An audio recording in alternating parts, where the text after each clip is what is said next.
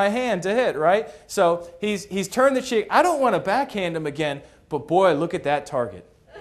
Look at that big, fat left cheek, that just is inviting me for a right hook, isn't it? Right there. Thank you. You can sit down. That was great.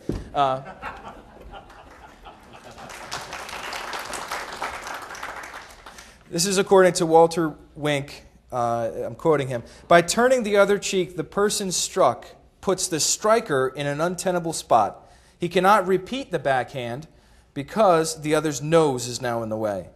I guess he could if he really wanted to, But the left cheek makes a fine target, but only persons who are equals fight with fists.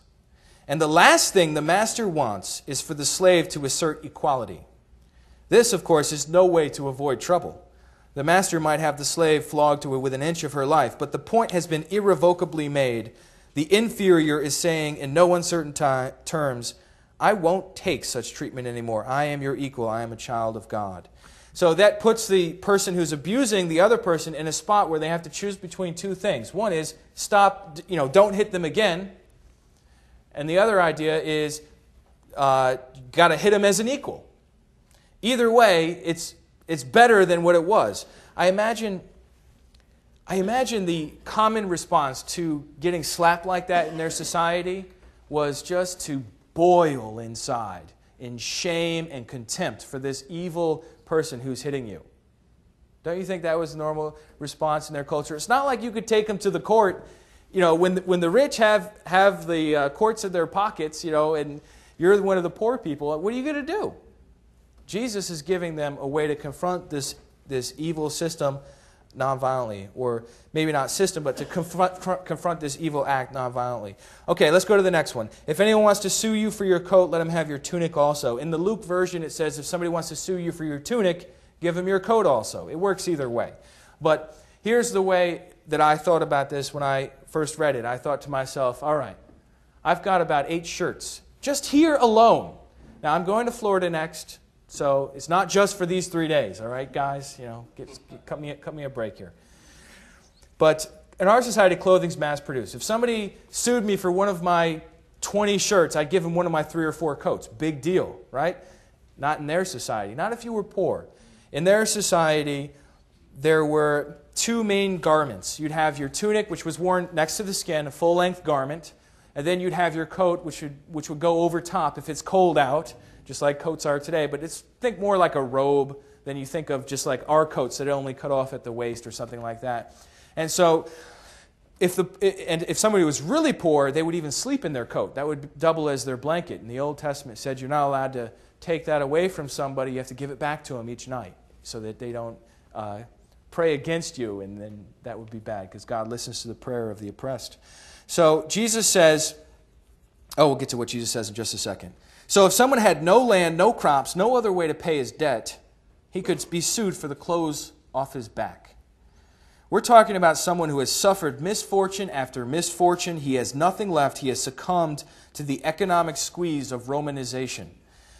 And so what does Jesus say? Give him your last garment. So somebody sued you for everything and they stopped just short of stripping you naked. Jesus says, give him the last thing too. Okay, let's play this out. If you only have 2 garments and you're in court and they've just taken one and you give them the last one, what's the implication here? You're going to be naked in court. Dustin?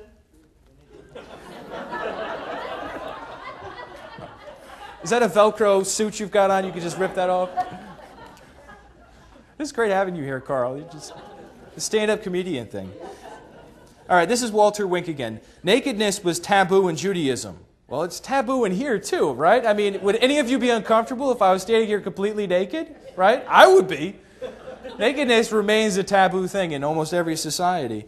But nakedness was really taboo in Judaism. And shame fell less on the naked party than on the person viewing or causing the nakedness.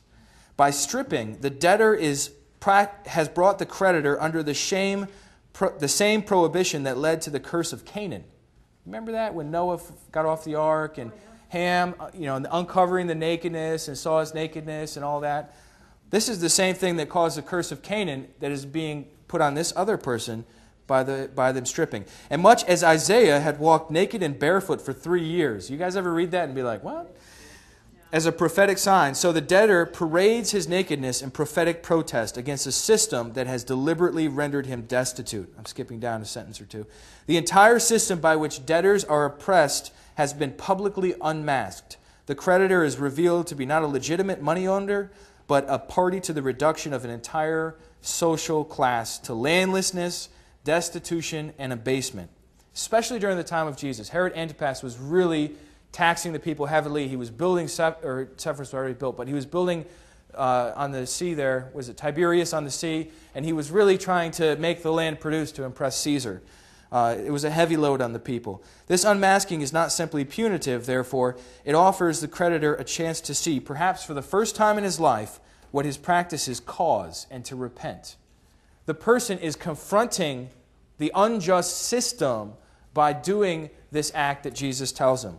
All right, let's go to the last one. Whoever forces you to go 1 mile, go with him 2. Now, Romans were hated in their society. I mean, the Jewish people considered their land, and some of them still consider their land, the Holy Land, right?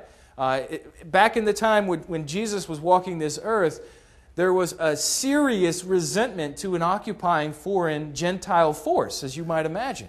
I mean, just imagine if the Chinese took over the United States and you had soldiers walking around. How would you feel about those soldiers? Especially if you believe that this was God's country that He promised to our ancestors and so on. And you would be really upset about that. And so there was this whole controversy about taxes. AD 6, there was a whole huge thing that happened with Judas the Galilean. AD 66, you had the revolution that ended in the destruction of the temple in 70, and so on. And so this was a controversial subject that Jesus is stepping his toes onto, right?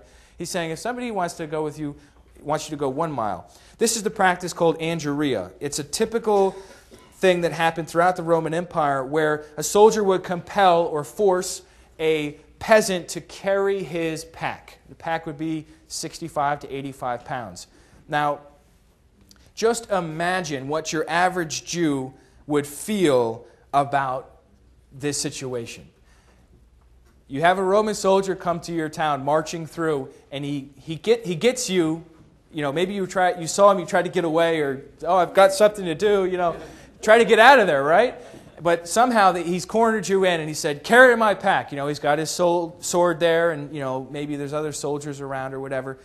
So you regretfully take the pack onto your back and you start walking. And it's heavy. It could be as much as 80 pounds.